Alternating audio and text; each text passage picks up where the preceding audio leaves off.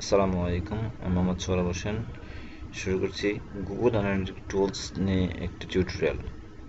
আমরা অনেকেই জানি যে গুগল অ্যানালিটিক টুলস কি। গুগল অ্যানালিটিক টুলস এর ব্যবহার সম্পর্কে আমরা অনেকেই জানি, বাট চলুন দেখা যাক যে গুগল অ্যানালিটিক্সের কী কাজ, এটা আমরা কীভাবে করবো, মানে প্রতিস্থাপন করবো আমাদের সাইডে। আমাদের যাদের ওয়ার্ডপ্রেস সাইট, তাদেরকে প্রথমে সেই ওয়ার্ডপ্রেস সাইটে অ্যাডমিন প্যানেলে ঢুকতে হবে। আমি আমার সাইটটাতে লগ ইন করতেছি, wp admin।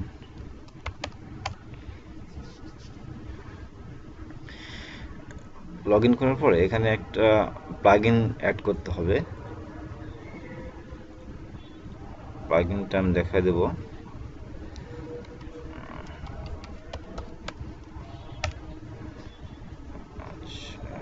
আমরা ওয়ার্ডপ্রেসের ড্যাশবোর্ডে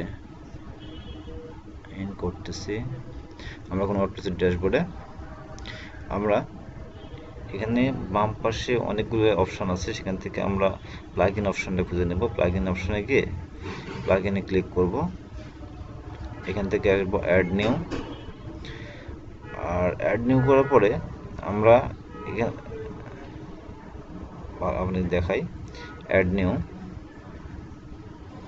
তাহলে এখানে অনেকগুলো প্লাগইন দেখাবে আপনাদের। অনেকগুলো প্লাগইনের মধ্যে আপনি গুগল অ্যানালিটিক্স এখানে যে এখন সার্চ দেবেন অ্যানালিটিক্স।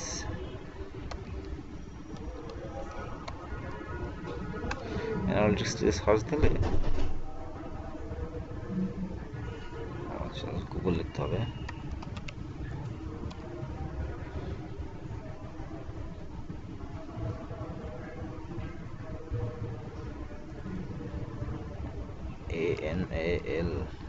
ANALITECS, সরি ভুল হচ্ছে, NANALYTS,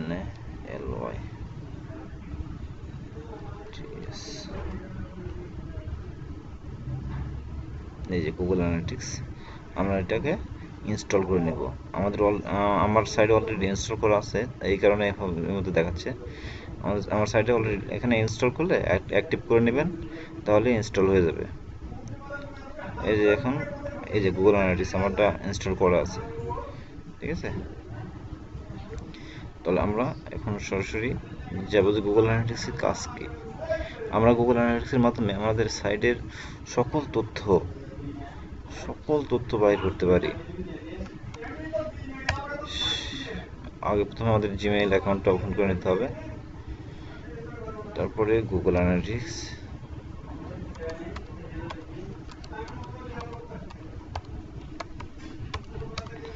গুগল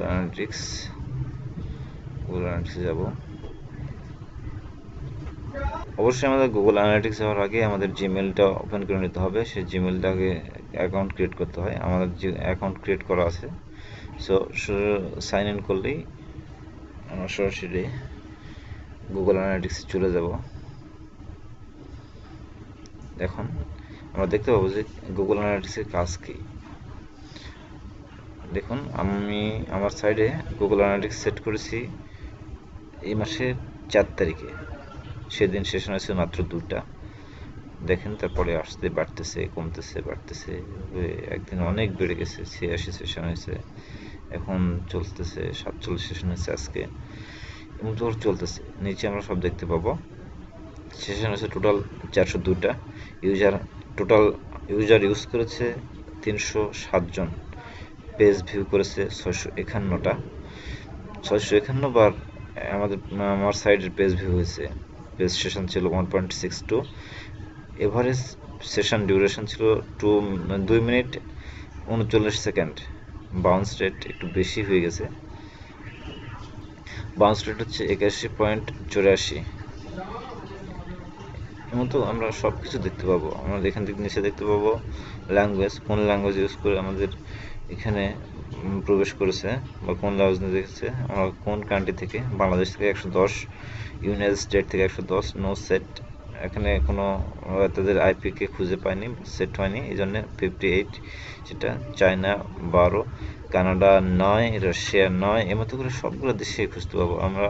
তারপর সিটি দেখতে পাবো, কোন সিটি থেকে আসছে, এই যে কোন সিটি, নো সেট, খুলনা থেকে 7 জন, এগুলো নিউ ইয়র্ক থেকে 6 জন, সবগুলো সিটি দেখতে পাবো। তারপর কোন ব্রাউজার থেকে আসছে, এই যে ক্রোম, সাফারিস, ফায়ারফক্স, সাফারি, ঠিক আছে, এগুলো সবগুলো ব্রাউজার অপেরা মিনি থেকে ব্রাউজ করেছে। তারপরে অপারেটিং সিস্টেম, আর কোন অপারেটিং সিস্টেম ব্যবহার করে আমার সাইটটা ব্রাউজ করেছে সেটা আমরা দেখতে পাবো। সবগুলো অপারেটিং সিস্টেমের নাম এখানে দেওয়া আছে, ওএস এখানে দেওয়া আছে। ফোনের সার্ভিস প্রোভাইডার, কোন সার্ভিস প্রোভাইড করছে তারা, টেলিকমিউনিকেশন পিডিটি লিমিটেড, মানে কোন সার্ভিস প্রোভাইডারের মাধ্যমে আমাদের এখানে প্রবেশ করেছে। মোবাইল অপারেটিং সিস্টেম যেটা, সেটা দেখেন ওএস, অ্যান্ড্রয়েড যেটা মানে আইফোন, সেটা হচ্ছে 15%, অ্যান্ড্রয়েড 10%, নো সেট অন, এর সব কিছু আমরা দেখতে পাবো। তারপর রিয়েল টাইম, আমরা এখনই বাম পাশে রিয়েল টাইম আছে, আমরা রিয়েল টাইম ওভারভিউ করলাম। আমার সাইডে কয়জন ভিজিটর এই সময় আছে সেটা দেখা দেবে। আমার সাইডে কোনো ভিজিটর এখন নাই, সো এখানে আছে রিয়েল টাইম 0 দেখাচ্ছে, রাইট টাইম 0। আর এখানে অডিয়েন্স দেখলাম। এভাবে আমরা নিচের সবগুলা ডেমোগ্রাফি এভাবে দেখতে পারি। এজ, কত এজের মানে ইউজাররা আমার সাইট ইউজ করেছে, 18 থেকে 24 বছর এজের ইউজ করেছে 27.50%, 25 থেকে 34 33.50%, এর মতো এই 25 থেকে 34 বছর বয়সী মানে ইউজাররা বেশি ইউজ করেছে আমার সাইটটা, মানে 25 থেকে 34 বছর বয়সী ইউজাররা এই সাইটকে বেশিবার ব্রাউজ করেছে। এভাবে আমরা সব কিছু দেখতে পারি। তারপরে দেখতে পাবো কোন জেন্ডার, ফিমেল না মেল, ফিমেল হচ্ছে 45.85% আর মেল হচ্ছে 54.15%।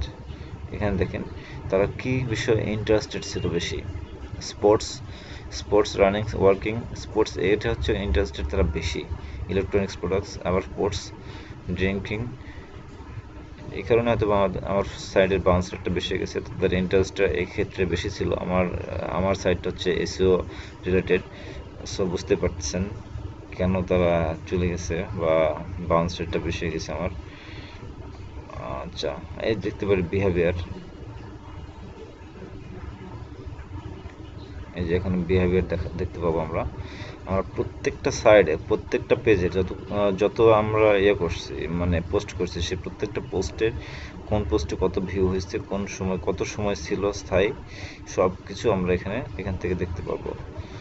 দেখেন স্কিমার জেনারেটর ফার্স্ট পেজে মানে হোম পেজে ছিল এত 424 স্কিমার জেনারেটর, এটা 44, about me top AC expert 39, 39, এর মতো করে সব কিছু আপনারা দেখতে পারবেন।